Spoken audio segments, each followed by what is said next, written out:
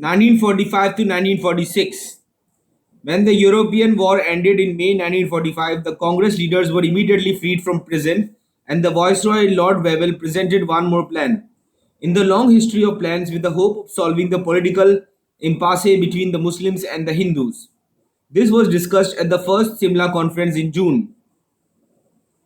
The British opened their hands a little wider. They proposed that the Viceroy's Executive Council should be wholly Indianized, immediately with only the Viceroy and the Commander-in-Chief as British members, and that the Council should legislate as an interim government until the Japanese War ended and a new constitution could be framed.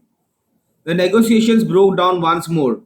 It was accepted that Muslims and caste Hindus should have equal representation, but neither Lord Wavell nor the Congress would agree to Jinnah's demand that the League should be allowed to nominate all the Muslim members.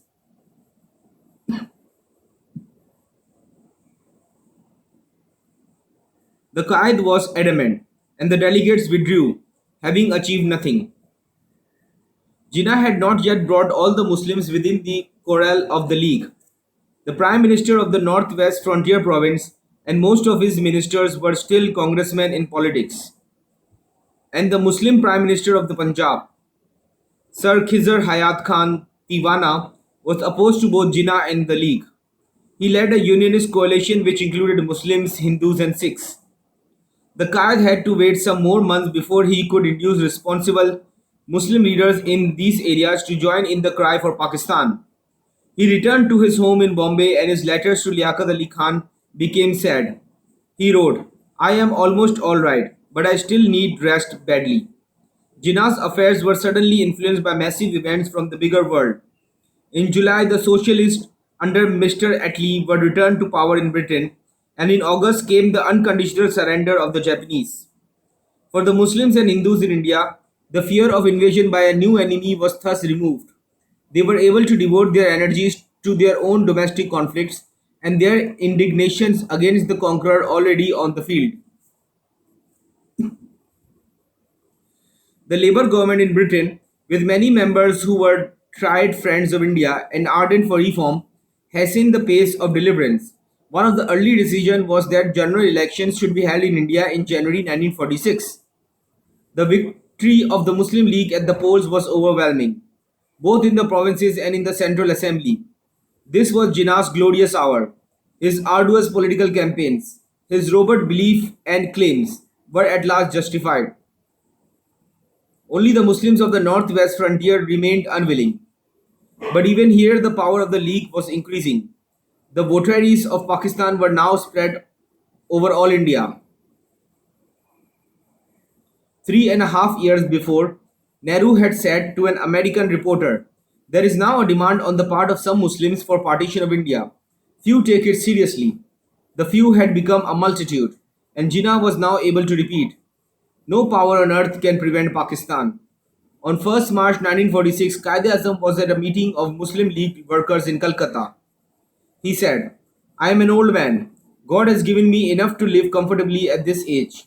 Why should I turn my blood into water, run about and take so much trouble? Not for the capitalists, but for you, the poor people." He then recalled the abject poverty of the people in Bengal when he saw them in 1936. Some of them did not get food even once a day.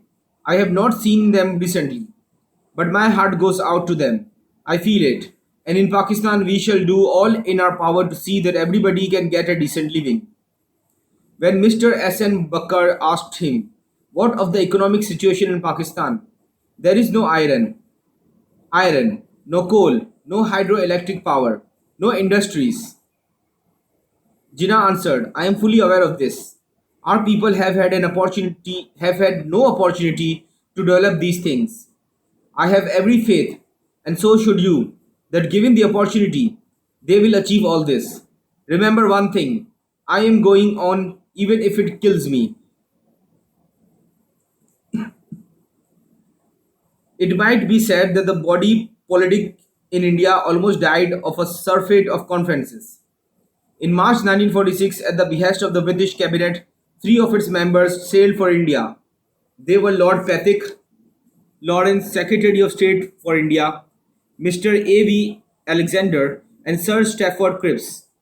Their task was to promote, in conjunction with the leaders of public opinion, the early realization of self government in India. The Viceroy once more summoned the Congress and League leaders, and they met the cabinet mission at Simla on 5th May.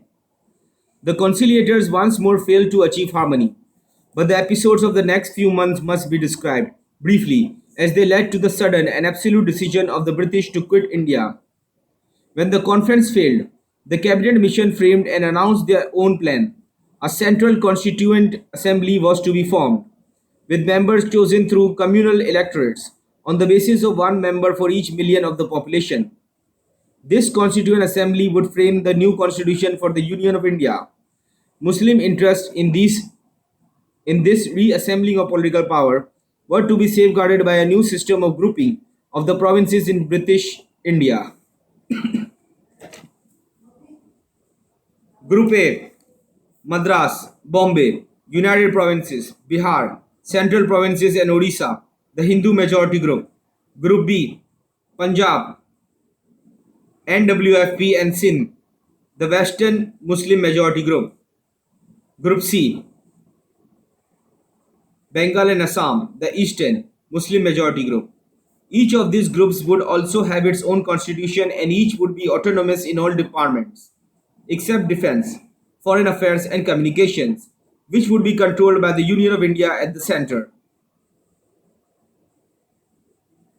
Also, the cabinet mission proposed the revival of the Viceroy's plan, rejected at the first Simla conference for the formation of an interim government, to be in command until the inauguration of the Constituent Assembly. Here also, Muslim interests were to be cared for. On 3rd June, Lord Wavell recognized the League's success in the elections by offering them equal representation with Congress in the interim government. The League and Congress would have 5 seats each. There would also be one member representing the Sikhs and one the untouchables. On 6 June, the Council of the Muslim League met in New Delhi. After many arguments, the members agreed, under Jinnah's direction, that inasmuch as the basis and the foundation of Pakistan were inherent in the mission plan, by virtue of the compulsory grouping of the 6 Muslim provinces, they would accept the plan in the hope that it would ultimately result in the establishment of complete sovereign Pakistan. The League claimed that their support and decision was prompted by an earnest desire for a peaceful solution of the Indian constitutional problem. But Jinnah insisted that the mission plan was no more than a halfway house to Pakistan, and he warned the British government and the Congress that the quickest way to the independence of India was to agree to Pakistan. He raised his inevitable finger, shook it, and said, "Either you agree, or we shall have it in spite of you." During these negotiations, Quaid-e-Azam was constantly ill. Soon after the close of the second Simla conference, he was so exhausted that his sister telephoned the doctor in Bombay and asked him to be ready to see her brother when he arrived home. Dr. Jal Patel had described the circumstances of Jinnah's health at this time. "You must consider the weakness of his body when he went to the second Simla conference in May. While he was there, he fell ill again. When he was coming back to Bombay from Simla, some 30,000 of his followers had prepared to greet him at Central Station. I arranged for him to be taken off at Dadar, a few miles before the railway terminus in Bombay. When he arrived, I saw that he was exhausted, so I induced the station master, who was a Hindu, to allow him to leave by a gate to save climbing the stairs. Again, it was bronchitis. It was always bronchitis. He had a temperature for 10 days. It is possible that he had always had lung trouble. He was completely exhausted, weak and tired." Dr. Patel then related Quaid-e-Azam's medical history to his behavior at this time. He said, "Let us see what happened to his character, his moods. When he was ill in 1946, I remember that he came back from Shimla not only ill, but in a state of depression. He complained that Sir Stafford Cripps had treated him shabbily, and that they were so discourteous to him that he had left the conference in a sulky mood and gone home. Mr. A.V. Alexander had telephoned him next morning and said, 'I'm sorry, but this climate is not good for our tempers.' Lord Patrick Lawrence says he is sorry. Also that he would like to see you." Jinnah's answer was, "Then he can come and see me." "Where," said Dr. Patel, "is the petulant that goes with such illness as Jinnah was suffering from? There is a story told of Qaid Azam's anger. About this time, when he was called to the telephone by the secretary to the governor of Bombay, he protested, "If His Excellency is too big to come to the telephone, so am I." Then he rang off. Dr. Patel said of this incident, "One must remember how ill he was. The flashes of temper were superficial. In his heart, he was a man extraordinarily free of pettiness and small prejudices, especially over racial differences. I went to him once, at the height of the enmity between the Muslims and the Hindus. Jinnah had a Hindu butler, and I said, rather as a joke, 'Aren't you afraid he may do you an injury or something?' He answered, 'Oh no, I like him and I trust him. These days, he seems to be taking an interest in Congress activities, but he is a very good fellow, really.'" Pakistani writers accuse Lord Bevel of vacillation and of having broken faith with the Muslims during his last year as Viceroy. Perhaps he made some of his decision hastily before he had considered all that they implied. Perhaps the maelstrom of changing circumstances was such that no man could have reconciled such opposed factions. On 3rd June, Lord Wavell had offered the League and the Congress equal representation in the interim government, with the addition of two members, one representing the Sikhs and one the untouchables. Jinnah had agreed to this, but a few days later the Viceroy decided to add representatives of the Parsis and the Anglo-Indian community. On 16 June, the Viceroy declared, after conference with the Cabinet Mission, that he hoped all parties, especially the two major parties, would cooperate for the successful carrying on of the interim government. Then he promised that, in the event of the two major parties, or either of them, proving unwilling to join, he would proceed with the formation of an interim government, which would be as representative as possible of those who accepted the plan of the Cabinet Mission. The Muslims read into this an assurance that, if the members of Congress were unwilling to cooperate, the Viceroy would still form his government without them. Jinnah had been encouraged in this view by a private letter from Lord Bevel, written on 4th June, in which he said that he would go ahead with the plan, so far as circumstances permitted, if either party accepted. On 24 June, Jinnah learned that Congress had refused to appoint any member to the interim government. On the 26th, the Cabinet Mission announced that the plan had been shelved, and the Viceroy, putting his 10-day-old promise aside, formed a caretaker government of prominent officials without reference to the Muslim League or to the minorities to whom he had promised representation. With characteristic directness, Jinnah wrote to the Viceroy, "You have chosen to go back on your pledged word." The League nevertheless contested the elections for the Constituent Assembly early in July. Their success at the polls increased Jinnah's confidence. They won all but 3 of the 79 Muslim seats, but the elections had been planned on the reformed basis of one member for each million of the various communities. The Hindus and Congress were therefore predominant with 292 seats. Pandit Nehru made it clear that he would exploit this advantage.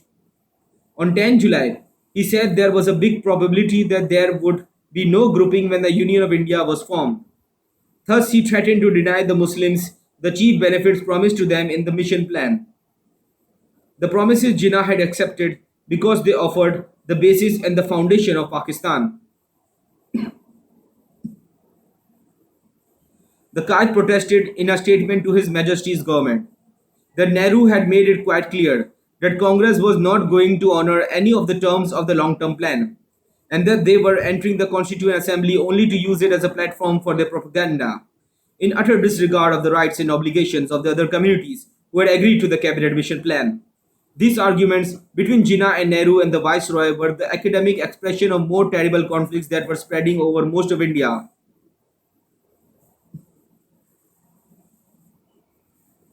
While their masters dallied with law and reason, agitators were already preparing the mass of people for the riots and slaughter that were to come, horror and passions that no form of government could prevent. During this time, the Viceroy was trying to persuade Nehru to withdraw the Congress decision to boycott the interim government. Once more, Lord Bevel changed his mind, and he wrote to Jinnah on 22nd July, implying that Congress would be appeased if the Muslim League would agree to a revised distribution of seats. 6 for Congress, 5 for the League, and 3 for members representing other minorities. Jinnah replied, This is the fourth basis that you are suggesting for the formation of your interim government. Every time the Congress turned down the previous three proposals, as you were unable to appease them or propitiate them, and every time the departure was prejudicial to the League and in favor of the Congress. Your present proposal clearly destroys the principle of parity and gives a clear majority to the Congress as against the League. Jinnah's resentment over the efforts to propitiate Congress was increased when he read the speeches made by Lord Patrick Lawrence and Sir Stafford Cripps in the British Parliament. On 18 July, during the debates on the mission plan, Sir Stafford Cripps had said in the Commons that although the Muslim League was certainly to be regarded as the major representative of Muslim interests, the cabinet mission had made it perfectly clear to Mr. Jinnah that they could not accept his claim to a monopoly of Muslim appointments.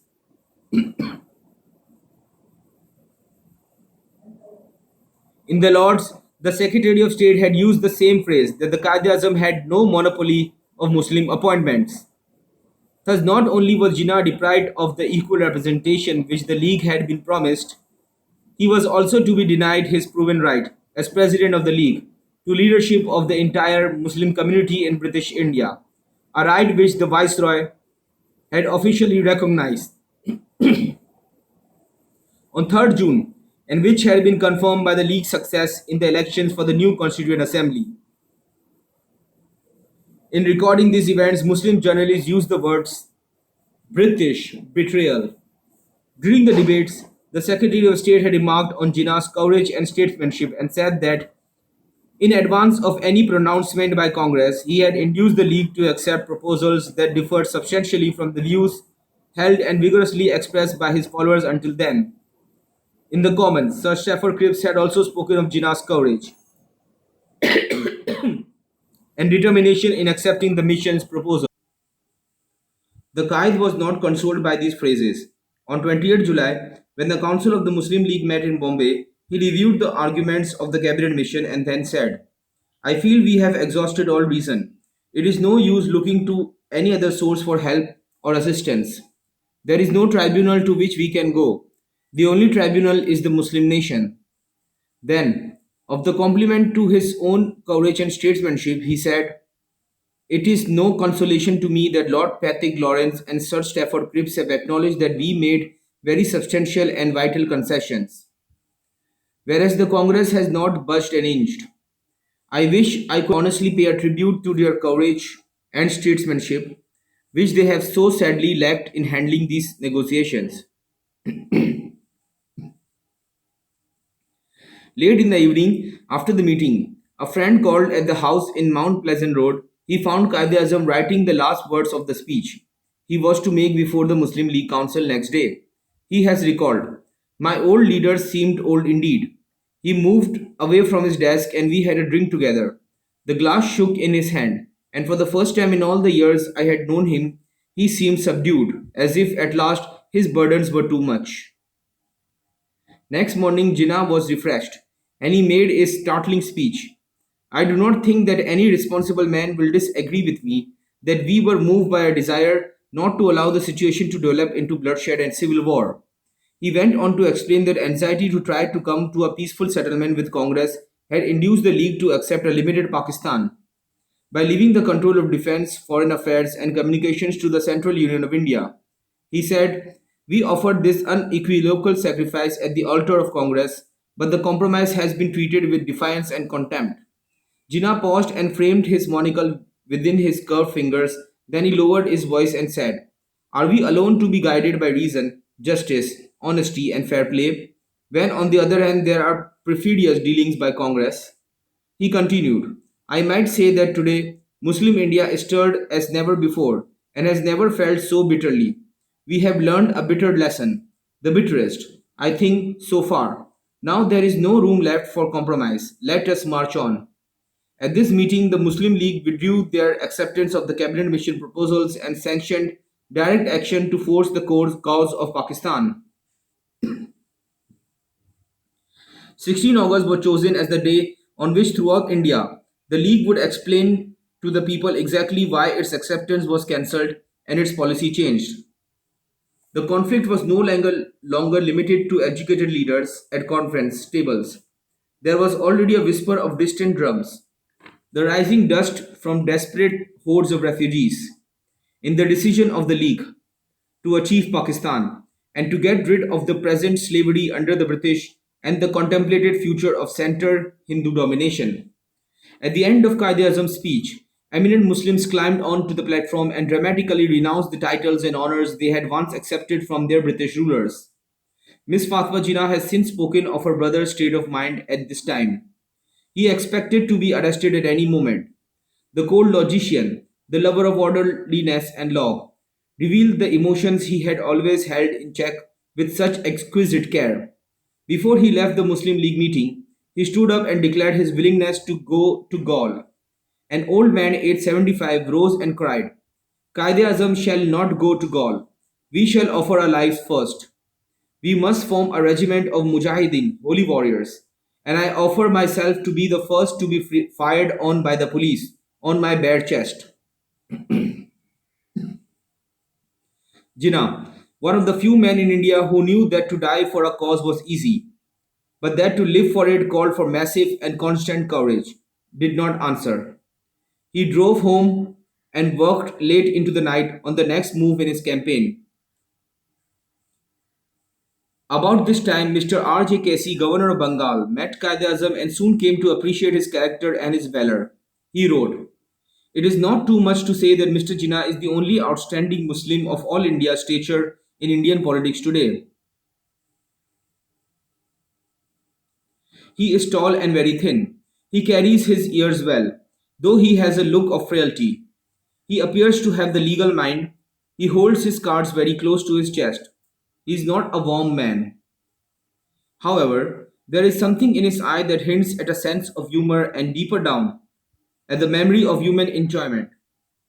But he is a man of iron discipline, and he has denied himself the luxury of any qualities which might loosen his concentration upon his purpose. He is dogmatic and sure of himself. I would believe that it does not ever occur to him that he might be wrong. Mr. Jinnah's ability and personality are such that it is not much of an exaggeration to say that he is the Muslim League. If he says the watchword is to be Pakistan, the watchword is Pakistan. He is a man whose judgment and authority are not questioned lightly by his colleagues. Mr. Jinnah is credited with ruling the working committee of the Muslim League with a rod of iron. He is said to tell them what's what, and what they invariably fall into line.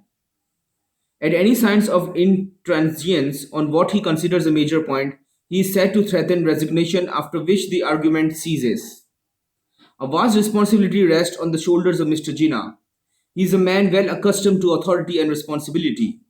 He is blunt and direct, and no one has any doubt what he means when he speaks. A very great deal depends on his handling of affairs over the next year or so, the biggest case he has led. In a letter recalling his meetings with the Qaid in 1946, Mr. Casey wrote, I have looked up my personal diary and I find that I emphasize in several references the fact that he looked very frail. However, he could sustain long periods of active discussion without any sign of tiring, a couple of hours at a time. My wife and I dined with him and his sister at Government House in Karachi in March 1948. At this same dinner, my wife made some comment about someone or other being a fanatic. Jinnah said, Don't decry fanatics. If I hadn't been a fanatic, there would never have been Pakistan.